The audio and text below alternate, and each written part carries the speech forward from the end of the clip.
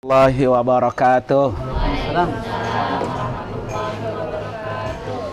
Bismillahirrahmanirrahim. Alhamdulillah wassalatu wassalamu ala Rasulillah.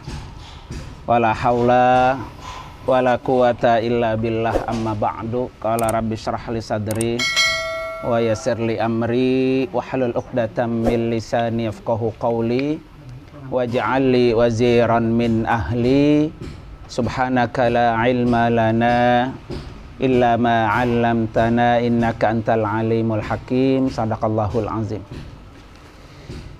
Yang paling pertama kita muliakan sahibul bait, guru kita, pimpinan kita al-mukarram wal mahbub Bapak Kyai Haji Masyud MA.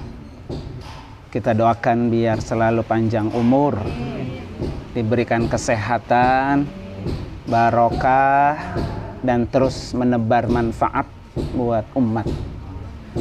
Dan juga yang saya hormati rekan saya, teman sekelas saya nih, Pak Haji Hamidi, teman sekelas ya, masih muda, dia muda saya nih. Ya, teman sekelas. Beliau menjadi rijalul a'mal, ya, bisnismen. Kita doakan juga biar terus berkah dan berjaya. Dan juga yang sama-sama kita hormati guru kita al-mukarramah saja Haja Neneng, yang selalu setia ngeliatin status saya. Tahu. Iya. Tukang itu. Iya, tukang itu. Alhamdulillah. Iya, alhamdulillah. Biasanya ketemunya di status, hari ini langsung live ya, ketemu, alhamdulillah. Kemudian juga yang sangat saya banggakan para guru-guru, baik para asatidzah, guru-guru laki-laki maupun para ustazat, guru perempuan yang insya Allah mudah-mudahan selalu diberikan kekuatan, diberikan semangat berjuang. Karena semangat adalah modal utama. Ya, semangat terus. Insya Allah mudah-mudahan dapat berkah dari Allah Subhanahu Wa Taala. Hari ini alhamdulillah saya sangat berterima kasih. Saya sudah 2 kali kesini, ini yang kedua. Kemarin survei. Takut kalau kata orang kampung ngaprak kemana-mana saja. Ternyata bener kemarin ngaprak kemana-mana ya. Gak ketemu-temu. Ngaprak kemana-mana, alhamdulillah wa syukurillah, masya Allah, saya sangat gembira, sangat senang sekali. Saya pikir ini rumah buat transit doang gitu ya, ternyata ini rumah idaman dan rumah abadi di sini. Kita doain ya, biar menjadi munzalan mubarak. Nah, menjadi rumah yang penuh dengan keberkahan. Kemudian yang kedua, sebetulnya tadi dari beliau ini sangat luar biasa ya, yang keluar dari mulutnya itu mutiara semua. Kalau saya ngelihat itu ucapan-ucapan sufi, ya tingkat kesufiannya sudah luar biasa ya, masya Allah ya. Yang perlu saya belajar nih beliau seharusnya ya. Ini udah dia. Tapi karena saya di sini tamu ya, aduyuf kalmait, mau diapain juga terserah dah ya. Saya kasih motivasi aja buat para teman-teman semua, buat guru-guru semua ya. Yang pertama, profesi sebagai guru adalah profesi Rasulullah. Itu perlu dicatat. Ya. Karena kata Rasulullah, innama bu'istu mu'alliman. Saya ini, kata Rasulullah, diutus sebagai seorang guru. Jadi kalau profesi kita sebagai guru, kita harus sebetulnya bangga. Ya. Karena itu profesi Rasulullah. Rasulullah betapa berjuang mati-matian 23 tahun. Memperjuangkan ilmu yang dari Allah disampaikan kepada umatnya. Dan kita sebagai warasatul anbiya, sebagai penerus para nabi, dan di pundak kita nih ya, termasuk saya di dalamnya, di pundak kita membawa amanah dari Rasulullah untuk menyampaikan risalah kebenaran, yaitu Al-Quran dan As-Sunnah An-Nabawiyah. Dan orang yang menjalankan 2 hal ini, kata Rasulullah, lan tadillu ba'di abada. Saya jamin orang itu tidak akan pernah tersesat. Ya, jadi orang-orang yang berpegang teguh kepada Al-Qur'an, berpegang teguh kepada Al-Hadis, lan tadillu ba'di abadan. Orang ini tidak akan pernah tersesat. Jadi kalau di luaran sana banyak orang-orang yang tersesat karena mereka keluar melenceng dari aturan dan wasiat Rasulullah. Selama kita masih berpegang kepada wasiat Rasulullah, maka pasti selamat. Selamat di dunia dan selamat di akhirat. Dan ini ada di pundak kita bersama. Artinya apa? Kalau kita memiliki profesinya Rasulullah, yang pertama kita sudah mendapatkan pahala ittiba'ur Rasul. Ya. Pahala ngikut aja udah dapat pahala. Belum sampai menjalankan, ngikut aja. Apa profesi Nabi? Seorang guru. Apa profesi Nabi? Ad-da'i ilallah. Ngikut aja udah ada pahala. Apalagi sampai menjalankan. Satu-satu dijalankan, sudah berlimpah pahala profesi seorang guru. Maka kita bangga ya. Karena orang ketika mengajarkan kepada seseorang, ya, itu adalah bernilaikan pertama huruf yang diajarkan. Kedua, ilmu yang diamalkan oleh orang yang diajarkan. Ya. Jadi luar biasa manfaatnya. Jadi dihitung hurufnya. Jadi berapa huruf Bapak Ibu ketika mengajarkan kepada santri? Enggak kehitung. Saya teringat dulu ketika Abuya ya, Kiai Haji Nur Anwar nyuruh saya jadi kepala TU. Waktu itu tahun 2000, karena kepala TU-nya pergi haji. Guru Gofur waktu itu. Beliau bujukin berulang kali. Nung, udah ente TU ya, bentaran aja gantiin Ustaz Gofur. Gak mau guru saya kagak bisa. Saya kagak ngerti ngitung-ngitung duit, saya kata gitu ya. Pokoknya saya gak mau. Akhirnya besoknya beliau balik lagi, bujukin. Sampai saya bilang, udah guru saya mah nyari pahalanya, ngajar aja. Kata saya begitu ya. Lah, emang ente kira kalau jadi TU itu kagak ada pahala? Satu angka ente tulis, itu pahalanya 10. Berapa angka yang ente tulis itu? Luar biasa ya. Itu baru jadi TU. Gimana kalau mengajarkan ilmu Allah? Ya, ilmu agama, ilmu yang di kelas, ibu bapak itu berapa huruf? Kalau satu huruf yang kita ajarkan 10 kebaikan yang kita dapat, udah nggak kehitung. Maka tadi kata guru kita apa? Ikhlas. Itu kan tingkatan tasawuf. Berat orang untuk ikhlas. Berat. Apalagi kalau cuannya kecil. Ya. Iya.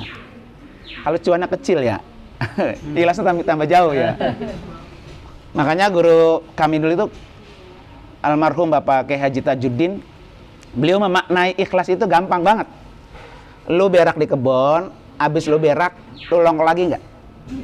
Nah, itu berarti ikhlas. Standar itu begitu. Kalau kita bekerja sesuatu, ya, terus masih kita tengok-tengok, nah, masih kita lihat, berarti kita belum apa? Nah, standar gitu. Makanya Rasulullah sebutkan apa? Alamatus saqawa zikrul hasanat al-madiyah wa huwa la yadri aku bilat amruddat indallah, gitu kata Nabi. Orang yang termasuk orang rugi itu, orang sakawah ya, orang yang sengsara, yang rugi, adalah nyebut-nyebut kebaikan yang pernah dia lakukan, sementara dia sendiri nggak tahu kebaikannya diterima apa ditolak Allah. Nah, ibu bapak ngajarkan setiap hari, diterima nggak sama Allah? Nggak ada yang tahu kita. Nah, ya kan? Salah satu unsur supaya diterima, ada unsur keikhlasan. Ya. Ya, nasar utamanya itu ikhlas. Dan saya alhamdulillah ketika bekerja apapun profesi yang saya lakukan, termasuk tadi yang disebut-sebut tentang KBH ya, emang awalnya tadi ikhlas. Nggak pernah mikirin gaji, nggak pernah mikirin yang lain-lain. Pokoknya kita bekerja profesional, kualitas, iya. Itu luar biasa itu. Makanya tadi saya bilang sambutan Bapak Ketua Yayasan itu udah sambutan tingkatan tasawuf. Orang untuk bisa ikhlas itu benar-benar berat. Ya, makanya Allah itu nyuruh kita ketika beribadah ikhlas. Wa ma umiru illa liya'budullah mukhlishina lahuddin, gitu kan? Jadi perintah Allah itu dasarnya kita harus ikhlas. Ya, karena dengan ikhlas itulah akan mendatangkan satu keberkahan. Ya. Nah, itu yang pertama ya. Jadi profesi kita sebagai guru ada profesinya Rasulullah Sallallahu Alaihi Wasallam. Yang kedua, profesi seorang guru adalah profesi yang pahalanya nggak pernah putus. Ya, coba hadis yang sangat familiar, idza mata ibnu Adam in qata amalu illa apa?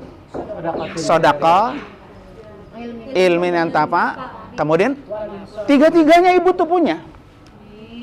Iya. Pertama sedekah. Yang nama sedekah kan tidak harus bentuk materi. Kullu ma'rufin sedekah, kata Nabi gitu. Kullu tasbih sedekah, kullu tahlil sedekah, kullu takbir sedekah, begitu kata Rasulullah. Jadi yang namanya sedekah itu bukan materi. Ya, ma'ruf, pokoknya yang baik-baik sedekah. Lah yang Bapak Ibu ajarkan pasti yang baik. Nggak mungkin Ibu ngajarin yang kagak baik. Ngajarin anak nyolong, nggak mungkin kan? Ngajarin anak brutal, nggak mungkin. Semua yang baik-baik Rasulullah sudah nyatakan nilainya sedekah. Jadi 3 poin itu sudah ibu bapak miliki. Punya nilai sedekah yang terus pahalanya mengalir. Yang kedua, udah pasti, emang yang diajarin apa? Ilmu. Ya, kalau ada anak bisa baca surah Fatihah disebabkan dari guru si A, guru A, dan dia pakai untuk sholat sepanjang dia hidup di dunia, dan Fatihah itu dia baca terus, pasti yang ngajarin itu nggak pernah putus. Luar biasa. Makanya kata beliau, khairukum man ta'allamal Qur'an wa 'allam. Jadi orang yang terbaik itu adalah orang yang mengajarkan Al-Qur'an dan mengamalkan. Dan itu ada pada lembaga ini. Luar biasa, ya kan? Jadi kalau pengen dapat pahala yang nggak pernah putus, ya profesi sebagai guru, ya kan? Yang ketiga, waladun soleh. Coba Bapak Ibu perhatikan, apa beda walad dengan ibnun? Nih Masudi bin, bin solihin. Karena Masudi ini anaknya solihin. Bukan Masudi waladun solih, bukan. Bin, ya. Ibnun itu anak biologis. Walad itu anak ideologis. Ya kan? Jadi di situ Nabi bukan nyebutnya ibnun saleh yad'u lahu, bukan. Tapi Nabi nyebutnya waladun saleh yad'u lahu. Karena bisa aja orang nggak punya anak. Ya kan? Ketika ada orang nggak punya anak kandung, anak biologis, dari mana dia mendapatkan pahala yang mengalir? Anak murid. Iya. Makanya dikasih waladun. Waladun itu anak murid, anak angkat, anak asuh, anak yang dibiayain, anak yang kita kasih beasiswa. Ya. Masuk perempuan. Semua, laki dan perempuan. Ya kan? Dan ini ibu bapak semua punya ladang itu. Coba kalau setiap tahun berapa santri atau berapa murid yang diluluskan? Sebanyak itu anak kita. Kalau ibu bapak sudah ngajar 20 tahun di Albina umpamanya, berapa ribu nggak kehitung. Waladun soleh. Ketika kita mengirimkan Fatihah, pasti asatijatina buat guru-guru kita, bagian kita. Nah itulah profesi seorang guru. Ya, bangga kita punya anak banyak, bangga kita punya murid banyak, karena dari mereka akan keluar doa-doa terbaik buat kita. Ya kan? Maka tugas kita adalah bagaimana menciptakan anak ini menganggap kita orang tuanya. Itu penting. Ya kan? Kalau anak ini menganggap kita orang tua, dia pasti nggak akan pernah menyakiti, dan dia pasti tidak akan pernah lupa. Karena kita dianggap ibunya. Kita dianggap orang tuanya. Dan dia tidak akan pernah benci. Karena kita ibu kandungnya. Nah, makanya saya kalau di Mesir ditanya, sama orang Mesir kadang-kadang suka mancing-mancing. Bagaimana pendapat kamu tentang Indonesia dengan Mesir? Saya bilang, Mesir ini adalah ibu kandung saya. Ya, karena dialah yang meneteskan ilmu kepada saya. Jadi ini ibu kandung murid-murid semua. Dan itu adalah ladang pahala yang hanya didapat oleh seorang guru. Ya, makanya saya bilang tadi, bangga kita semua ini profesi sebagai apa? Guru. Yang ketiga, ya, guru itu nggak pernah mati, walaupun orangnya sudah mati. Al-Maghfurlah pakai John Ali. Ya, mungkin yang ini nih nggak pernah duduk belajar begini sama Al-Maghfurlah, nggak pernah ketemu. Beda dengan guru kita, belajar bareng, ketemu bareng, bagaimana marahnya Kiai Nur Ali, bagaimana galaknya Kiai Nur Ali, bagaimana ketika dia ngajar. Tapi kita ini yang belum pernah belajar sama Kiai Nur Ali, apa enggak pernah kita tinggal namanya ketika kita kirimin doa. Umurnya panjang. Ya, orangnya masih hidup. Makanya orang ketika umur dengan usia bedanya di situ. Maka kenapa coba? Kalau berdoa, ya Allah berikan saya umur panjang. Ya, padahal orang sudah ditentuin umurnya kan sama Allah. Karena umur itu enggak terbatas. Ya, Kiai Nur Ali itu umurnya panjang. Sampai hari ini masih disebut namanya. Maka saya sering bilang, orang yang umurnya panjang, sejauh mana dia setelah mati, orang yang hidup masih nyebut namanya. Itu umurnya panjang. Makanya kenapa kita disuruh haul sama orang tua kita? Supaya orang tua kita namanya masih kesebut tuh. Jangan sampai anak cicit-cicitnya udah nggak kenal mangkongnya. Segitulah umur kita. Nah, makanya kalau pengen umur panjang, salah satunya adalah punya ilmu. Seperti Al-Maghfurlah pakai Hajar Ali. Seperti yang lebih tinggi lagi Pak Imam Syafi'i. Nah, Imam Syafi'i kita nggak pernah ketemu. Tapi sampai hari ini kita ibadah, sholat, wudhu, semua cara ibadah kita ngikut cara ibadahnya siapa? Imam Syafi'i. Padahal datang ke kuburan juga enggak, ya kan? Bacaan Fatihah juga enggak, ya kan gitu ya. Tapi sampai hari ini Imam Syafi'i masih disebut namanya. Itu berarti umurnya apa tuh? Panjang. Makanya kalau Bapak Ibu pengen umur panjang, bikin prestasi yang bisa mengekalkan itu ilmu. Ya, sampai terus kita disebut-sebut setelah kita mati. Itulah kelebihan orang-orang yang berprestasi. Maka dulu Al-Maghfurlah ketika disuruh jadi bupati, ya, suruh jadi bupati pakai Nur Ali, lu paling hormat sama gua 5 tahun ketika gua jabat. Tapi setelah gua nggak jabat, lu nggak hormat lagi sama gua. Iya, pensiun habis. Tapi ketika kita menjadi guru, nggak pernah habis. Nggak pernah habis. Makanya sekarang tadi bangga kita menjadi seorang apa? Guru, ya kan? Dia akan selalu umurnya panjang. Yang keempat, guru itu ibarat seperti air laut. Enggak pernah habis, enggak pernah kering, dan enggak pernah kehabisan stok di dalamnya.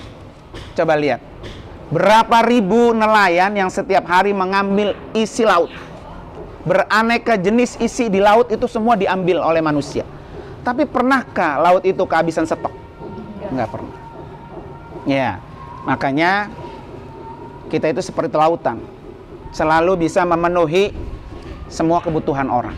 Ya, makanya orang kalau di kampung yang namanya guru, ya tahlilnya dia, ya doanya dia, ya ceramahnya dia, yang ngajar di kelas jadi dia, begitu ya. Itulah sebuah profesi yang sangat multi di dalamnya.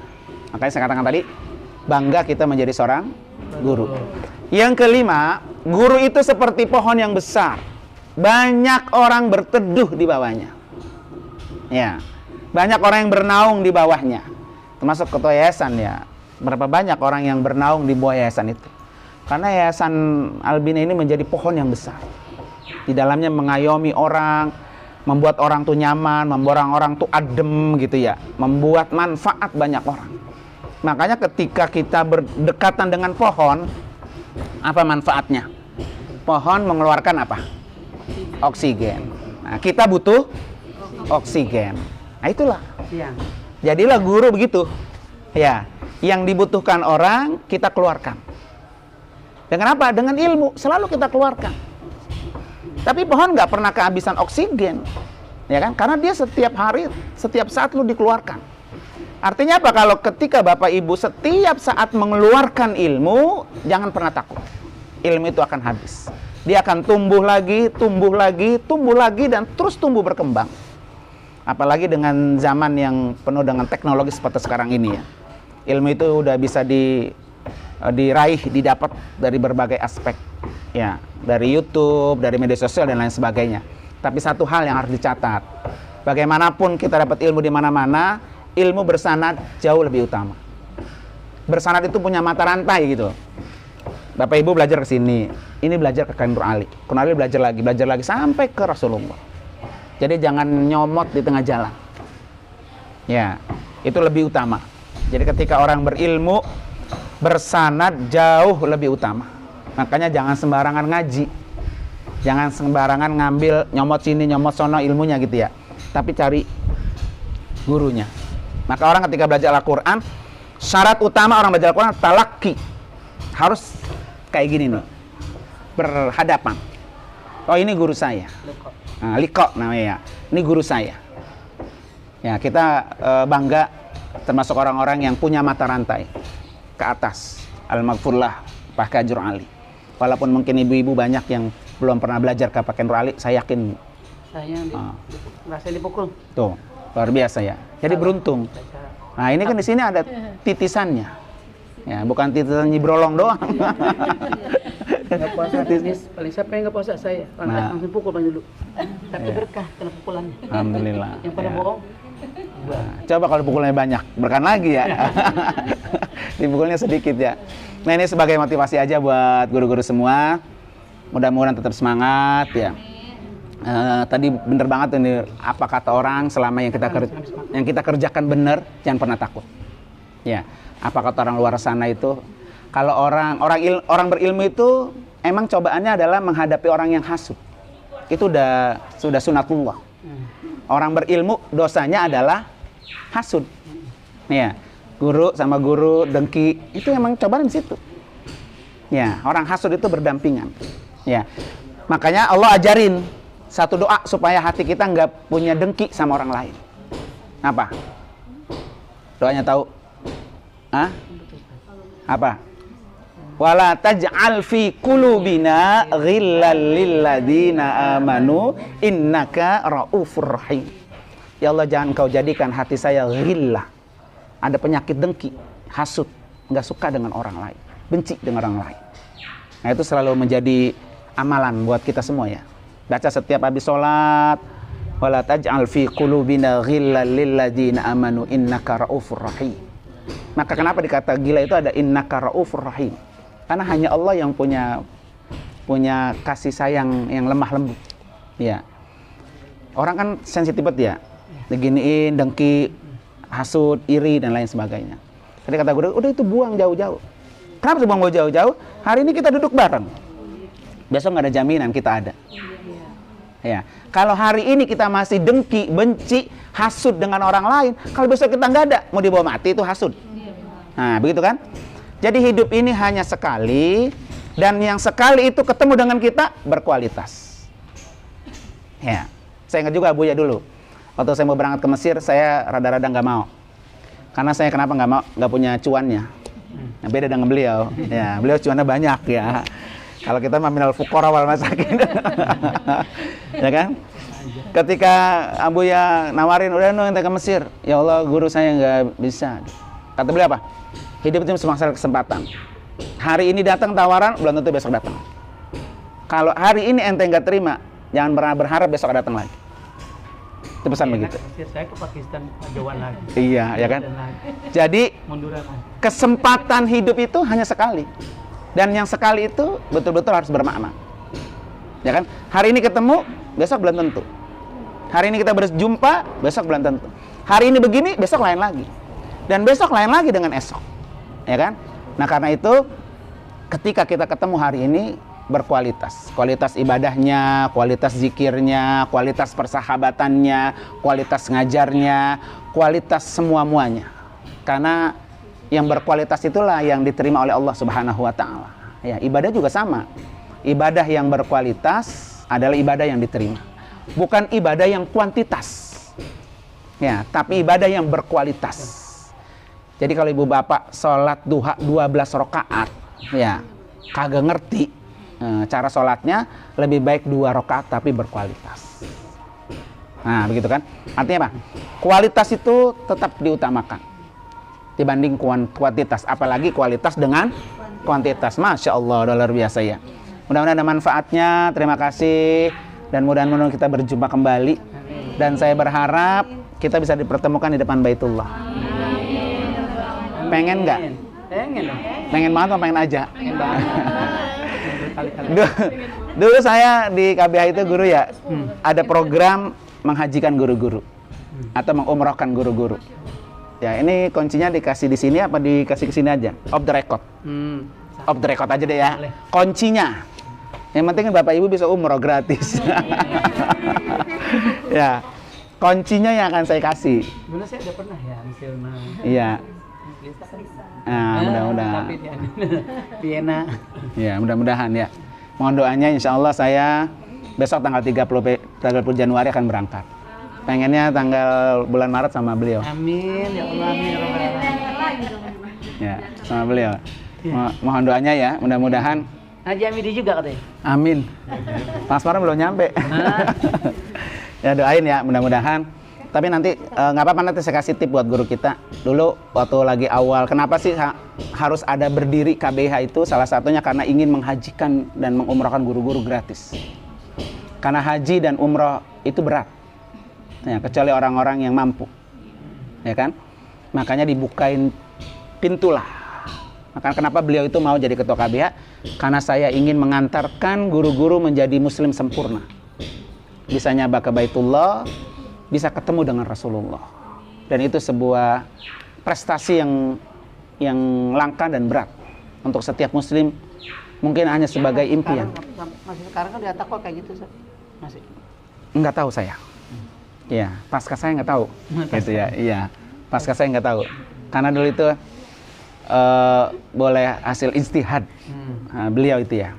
Mudah-mudahan nanti di Albina di sini bisa ditiru ya, tanpa harus mengeluarkan kas Albina. Enak nggak? Uang kasnya nggak keluar, guru-gurunya pergi umroh. Enak itu. Enak. Nah, ya kan, mudah-mudahan ya. Niat insya Allah ada jalan. Amin. Apalagi kalau dari ketua yayasannya udah ngeluarin sendiri ya, lebih bagus tuh Bu ya. Ya kan? Terima kasih sekali lagi, mohon maaf. Insya Allah mudah-mudahan diberikan kesempatan yang akan datang. Dan mari sama-sama kita baca suratul Fatihah. Kita niatkan khusus untuk Albina. Mudah-mudahan berkah, berjaya, yang paling penting bermanfaat. Khairun nas anfa'uhum linnas. Al-Fatihah. A'udzubillahi minasyaitonir rajim. Bismillahirrahmanirrahim. Alhamdulillahirabbil alamin arrahmanir rahim maliki. Albina.